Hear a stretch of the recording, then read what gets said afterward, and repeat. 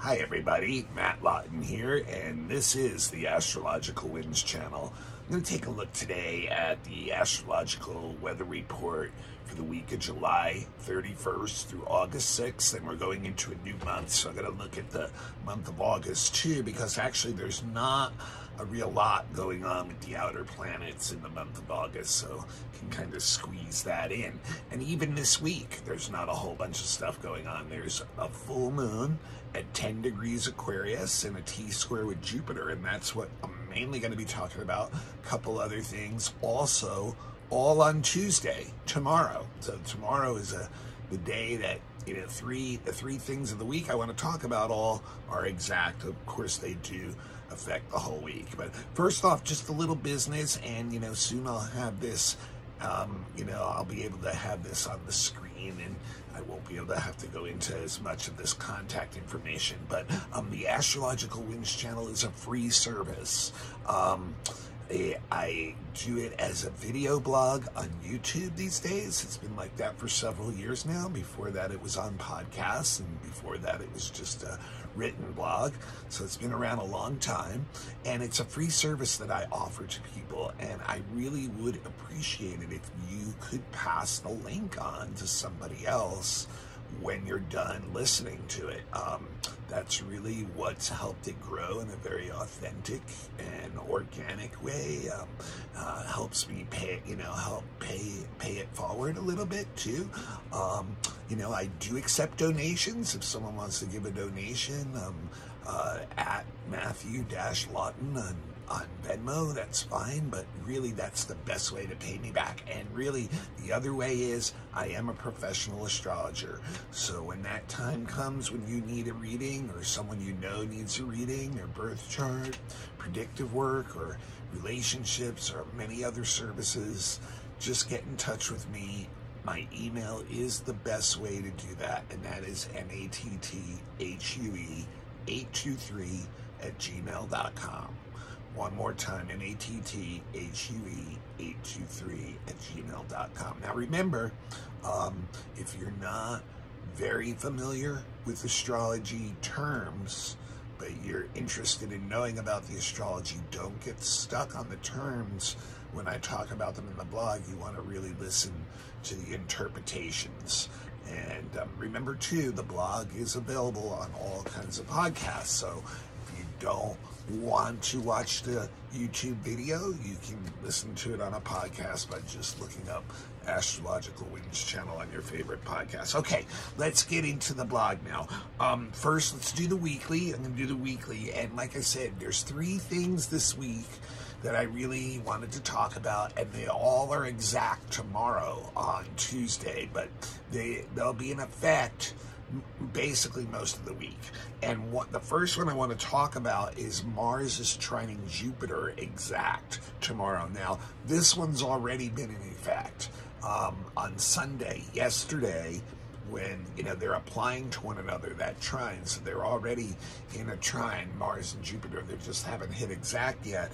The moon was in Capricorn on Sunday, and it also locked into a trine with both Mars and Jupiter. So we had a grand trine in Earth yesterday, so that energy has already become very prevalent. It's very prevalent today, very prevalent tomorrow, and into Wednesday and even Thursday. And at the same time that Mars is trining Jupiter, it's also sesquiquadrating both the North Node and Pluto. So it's actually on the long midpoint of the North Node and Pluto. So very interesting. But the trine energy is more dominant in this setup, and so what that really does is it brings us a lot of energy, a lot of enthusiasm, a lot of an optimistic attitude about acting towards the future. There's physical energy that's very available to us at this point, and most of this week, that comes through this trine. And it's very forward-looking. It wants to do things now in the physical world that are going to benefit ourselves and others in the future. And that's part of the Mars-Jupiter thing too. you have to really believe in what you're doing to make this trine work best for you. It has to be, so, you know, that may be something that you work on alone. Mars can be very individualistic energy, which is fine, but Mars does work very well in teamwork too, when there is a collaborative goal or effort going on. And you know, when you think about sports, Mars is the ruler of sports, and a lot of sports are team sports, but it's, you know, individuals working towards a common goal. Say on the soccer field, you've got, you know, 11 guys that are working towards that, trying to score a goal or defend their goal. So like they have a similar goal, they're working collaboratively together. Mars Jupiter trine works very well like that, as long as that you really believe in what they're doing. And if not, you know, it's fine working that individual path. It's about like opening things up, expanding things. And in these earth signs, it's like really, you know, taking action on earth. It's good for any kind of physical activity, really, like, you know, work related, or like, you know, adventuristic physical stuff, any kind of sports or athletics type of things. It's really about like directly experiencing life too. So there's like really like wanting to be involved in the experience and really learning a lot from that. So like can give a lot of passion and a lot of like just the ability to bring our beliefs into what we're doing, and really push for what we want to, you know, do in the future, and then and give us like a really good attitude about that too. So what's interesting is it does have this connection with the Pluto North Node going on right now. And remember, Pluto is square the nodal axis right now. So when, you know, one of them, when one of those two is getting hit, the other one is too. And so Mars is actually at the long midpoint of the Pluto in the North Node. And what that actually means is that, you know, there can be issues of power within your relationship with groups. And it's really, really about your attitude and how you work it as to how this can work out. I mean, what we can find out when Mars is on the midpoint of Pluto and North Node is that we can have a lot of power in certain situations, but we can find out that we may be being very pushy or coercive, and maybe we might not even be aware of this, but like the Mars can get us very egotistically involved in what we believe in, and Pluto can pump a lot of ambition into that, and it can kind of get like really like, you know, self-inflating, and it can, you know, really, you know, get us all of a sudden trying to push our beliefs, our things that we're interested in onto others. Or we can find ourselves in the opposite situation where we are under the power of someone who's doing that, who's being strong-armed, who's being like pushing their things. And in the world, because Pluto and the North Node are very, very, you know, transpersonal, connected to the collective to the world, we can see this going on once again. You know, it's been one of our big examples in the last 2 years in the war between Ukraine and Russia, where, you know, there's different sides that are, you know, really power drunk and trying to push what they want to get, and they're not able to come to any kinds of agreements or stand downs or bring that energy down. And in fact, that's part of the energy once again also of Mars on the midpoint of Pluto and North Node. It is a week where you must take note. You don't want to expose yourself purposely to people who have a prevalence for violence, or places that have a prevalence for violence, or situations that could, you know, get to a point where violence is, because the energy of this midpoint, even with the trine, shows that it could release very easily, and that you could become a victim of someone else's violence. So like that, it's something, like I said, you know, either you could be pushing it too hard, your power, or you could end up being pushed around by other powers. And, you know, you can obviously, like I said, once again, in that situation with the war, you can realize there's, you know, literally millions of people who are feeling like that, stuck in that thing where they're being pushed around for that. But this is, you know, but if we use this energy right, you know, it can bring a lot of transformation. The Mars North Node Pluto, it's like trying to align our ambitions with like some kind of group or collective effort that's trying to bring transformation, that's trying to further evolution down the road of, like, you know, the whole collective or anyone we have the influence over. So it's a very interesting energy this week with this, because the Mars trine Jupiter is in normally a really harmonious type of energy, and like I said in the beginning, that can be used very well, especially on an individualistic level. But this North Node and Pluto thing brings in interaction with the greater collective and society and groups in our individual lives, that, you know, power struggles or disagreements or abuses of ambition and power could be very prevalent right now. Now, the second thing happening on Tuesday that's exact also is Mercury is exactly opposite Saturn, which is an interesting energy. This is more of an effect, you know, Mars has more an effect on our actions and what we're doing physically, whereas Mercury is our mind and our intellect.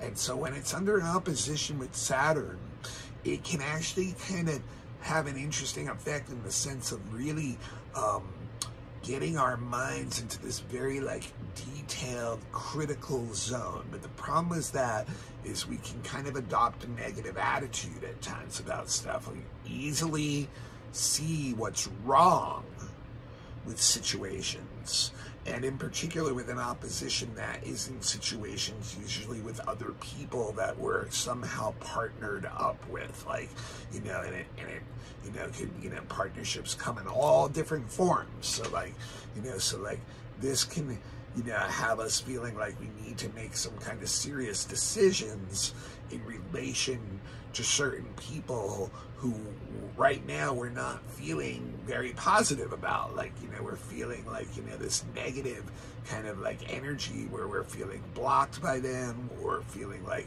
you know, being pulled into a world of black and white or gray energy that, you know, is not really positive or good, beneficial for us. So it's almost like sometimes, you know, under Mercury opposite Saturn, we actually have separations from people, and that may just be, you know, the physical separation of someone, you know, having to move on and go somewhere else, who, you know, where, you know, when they've been with us, and, you know, it's just a normal part of life too.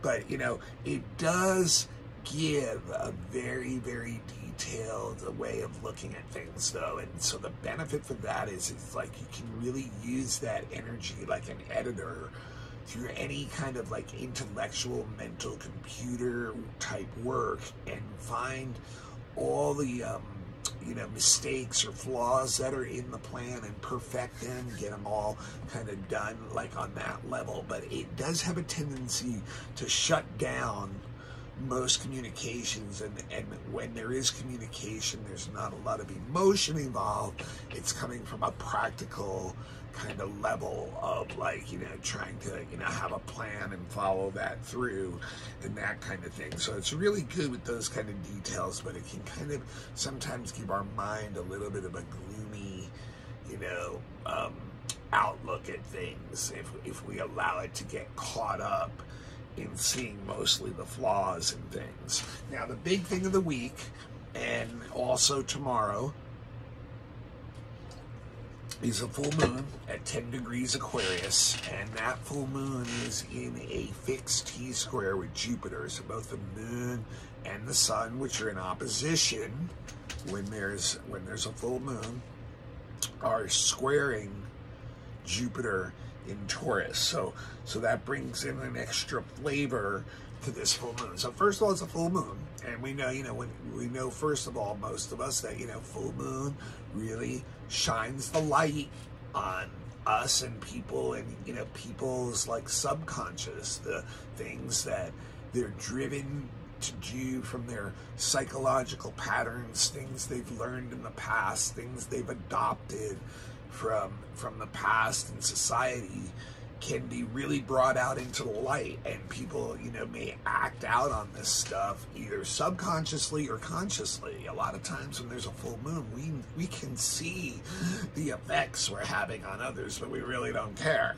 because it's just built up to a boiling point where things come out. So, you have to understand right away, this is an opposition energy. So there's like, this tension, this pushing and pulling between the emotions and the will, the emotions and our security, which is the moon, and the will and the drive that we have and who we are, which is the sun, represented by the sun. And what's interesting in this one is the sun is in Leo, which is the sign that it rules. So that rules the sun. So here we have this energy that's like really pushing that sun energy of like being, an individual, being who we are, expressing ourselves, not being afraid to show who we are, showing the world our talents, wanting and trying to get recognition, love for who we are, and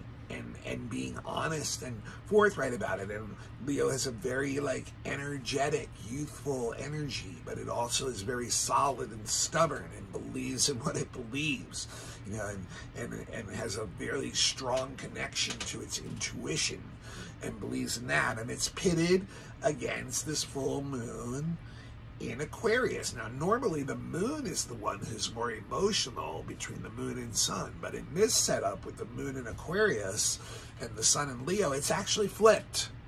The sun side of us is actually more emotional than the moon side of us. In fact, that's where the opposition energy comes in. The moon in Aquarius is like, hey, calm down, slow down.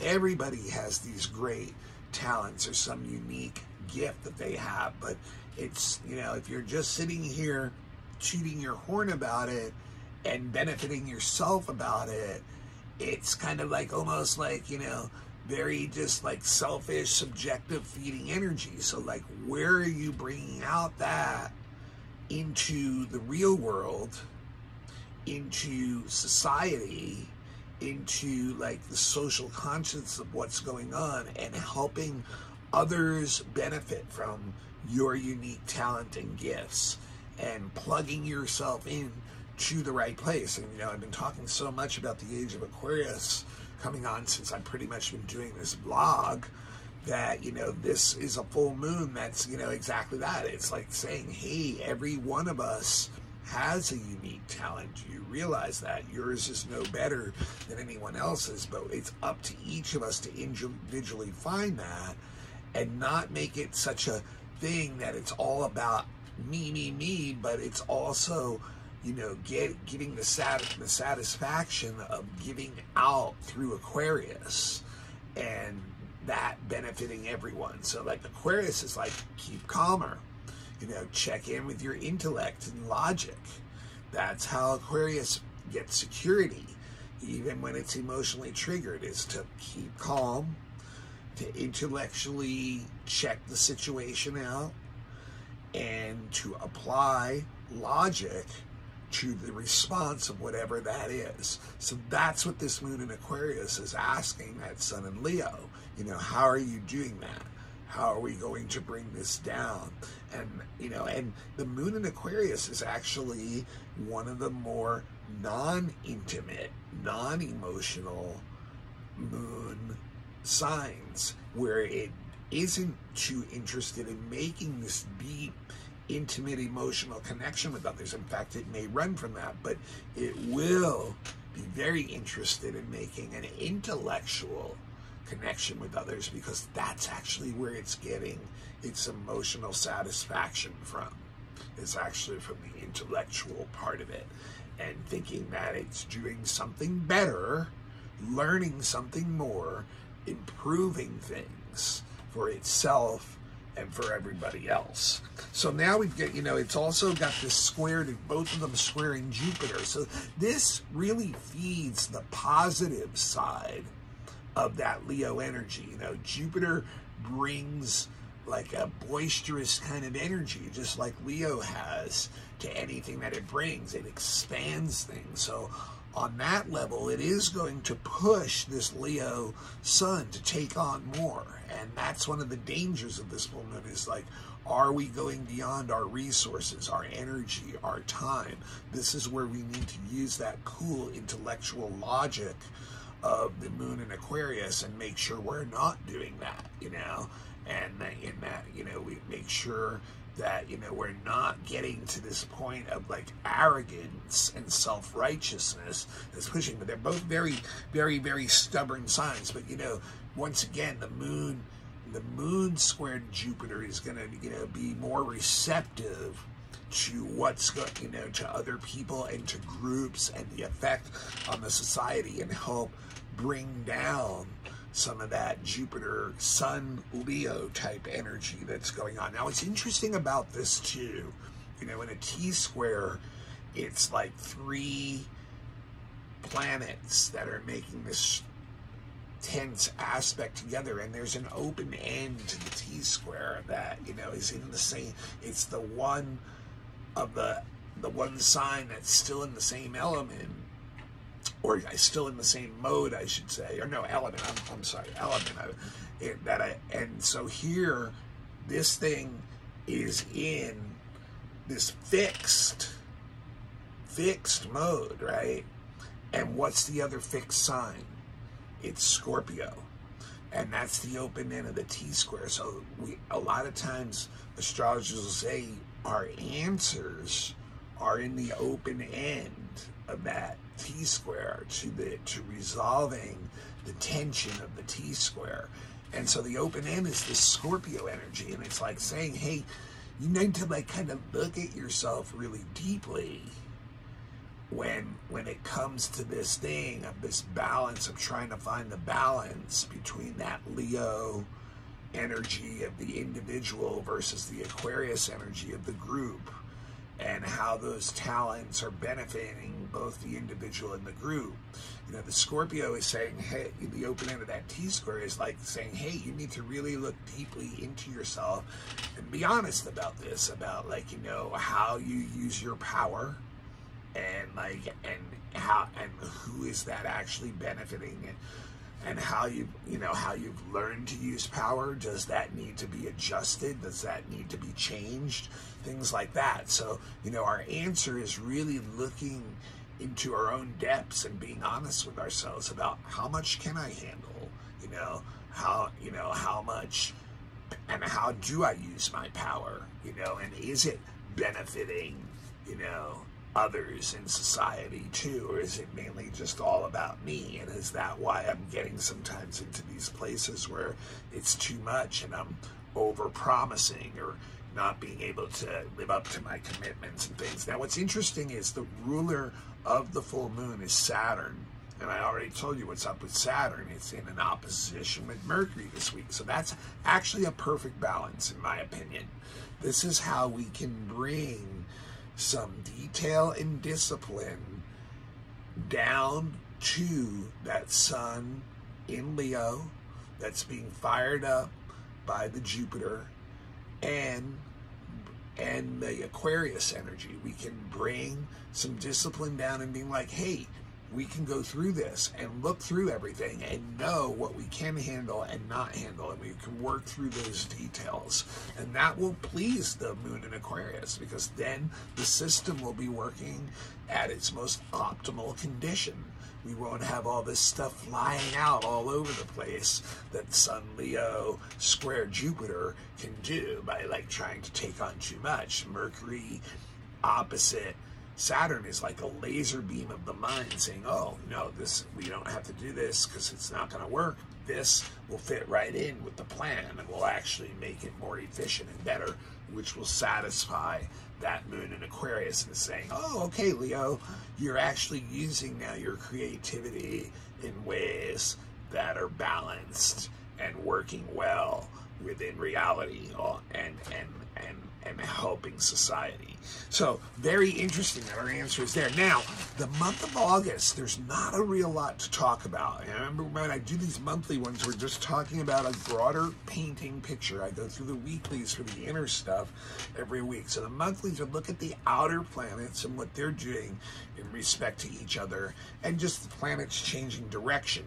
And there's only one outer planet aspect all month that's, worth mentioning, and that is Saturn, which is retrograde right now, is semi-square Chiron, which is retrograde right now, on August 7th.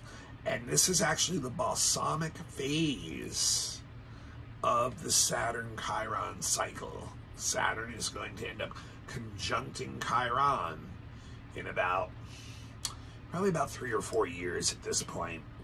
It'll be, and so they're in their last phase together, and that balsamic phase, first of all, Saturn semi-square Chiron is like just the frustration of seeing of blockages, things in society and reality, in our structures and in our forms, that are just blocked right now, and they're actually hurting us.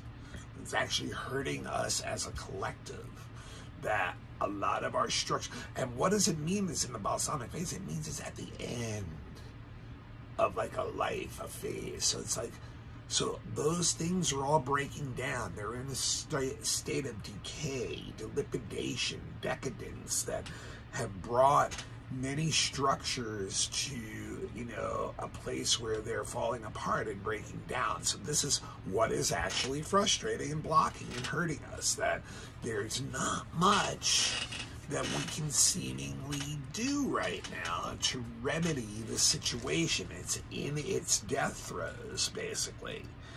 And it just needs to go through that transformation. But in the meantime, that means we're blocked. And I'm going to use, once again, the example of the extreme weather that's been going on as an example of that. There's nothing we can do to stop that now. Like, if humans have been responsible for exasperating that situation, which seems to be what most things point at least in the short term, of what we're experiencing now, then there's really not much we can do about it right now, because we're still stuck in those old structures and forms of energy that's creating this situation that the climate is having to adjust to.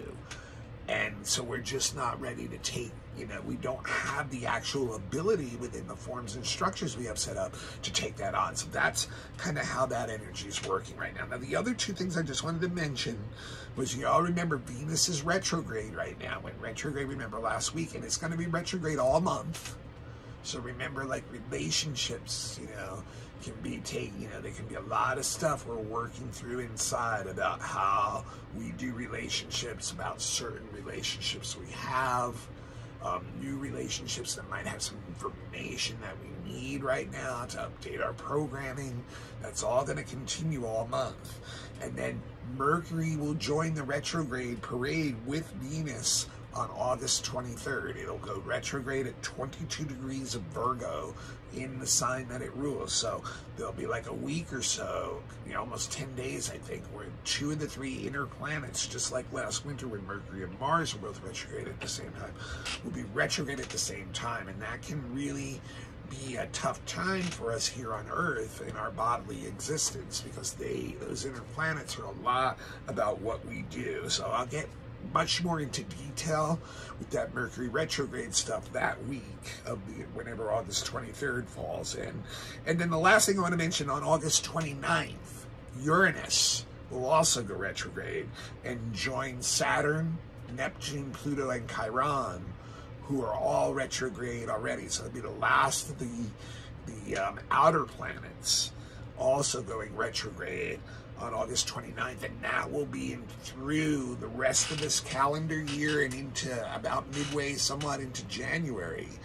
before Uranus will go direct again. And it will really be, once again, a time where we have to really will be assessing, you know, our individuality, our freedom, our independence, and those kind of things. And also can bring the world back into repeating many kinds of like disastrous or surprising events, like to learn lessons from them and things like that. So, you know, it's going to be an interesting period again. Of course, that's a long-term thing, so it's over 4.5 months, but it'll be like, you know, so it won't be something that's always in our face the whole time, but it'll be something that, you know, we're really kind of like, you know, assessing, you know, our individual relationship to collective and what that means for our freedom, our individuality, our sovereignty, our ability to express who we truly are, our highest creative ideas, things like that. Like how, you know, can we align better will be something we'll be going through during that retrograde period.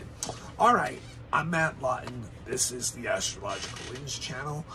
This is a free service that I do on YouTube these days, every week, I should say. And if you have a YouTube account, you can become a follower. And then when you do that, turn on your notifications and you'll know when it's posted every week. Also, it's available on podcasts. YouTube, you know, it's not really necessary to see the video. You know, listening is the important thing, and podcasts free you up to do it in situations where you don't have to keep your eyes on a screen. So just look it up on your favorite podcast. It's distributed through Buzzsprout, and over about 20 different podcasts pick it up. Apple iPodcasts, I know, do things like that. So just look it up and find it there. Also, I have an Instagram account for Astrological Winds channel that I post the link on every week. Plus, I post extra information during the week many times, and that's just commentary. It's not an audio or visual video commitment to see that extra commentary, so that's always fun to see. And I also post the link on my private Facebook account. You have to friend me first, and that's Matthew, M-A-T-T-H-E-W, so T-T's and Matthew, and Lawton, L-A-U-T-E-N. I don't get to Facebook a lot, so be patient with that. Remember, it's a free service, so please pay it forward now by passing this link on to somebody else you know. And if you can, and the best way to support me when you or someone else needs a reading, wants a reading, please get in touch with me. I've been doing astrology readings on a professional level for over 20 years. I was trained formally for 7 years. And I would love to do your chart, or someone you know, and to get your birth chart done by a professional astrologer. It'd be a very eye-opening experience, especially if the only time you've ever done it is kind of just looking at it yourself, or some friend that might know a little about astrology, or some computer printout. You get a much more holistic package from a professional astrologer of the energy you carry with you your whole life, and really can make work for you a lot better if you're aware of what's going on. Also, predictive readings, very similar to this weekly reading, except for you for a whole year. Relationship charts, children's charts, elections if you're looking for the best timing for something, fixed star readings for deeper soul purpose, astrocartography and relocation type services. If you have a group, you need a lecture or a class, question and answer session, mini readings, I'm available for that too. Also have beginners classes. Best way to get me still right now is through my email, matthuey823@gmail.com. That's matthuey823@gmail.com. If you'd like to give a monetary, currency-based donation to the blog, the Venmo handle is the symbol @ and then Matthew, it's capital M, 2 T's, hyphen in the middle, capital L, and Lawton, L-A-U-T, and capital L. Thank you so much, you guys. You know, let's get through this full moon. Remember, look at 10 degrees, where that is in your chart for Aquarius and Leo. That will be the axis in your chart, the houses in your chart, where the full moon will be affecting you the most. I will see you all next week for next week's weekly.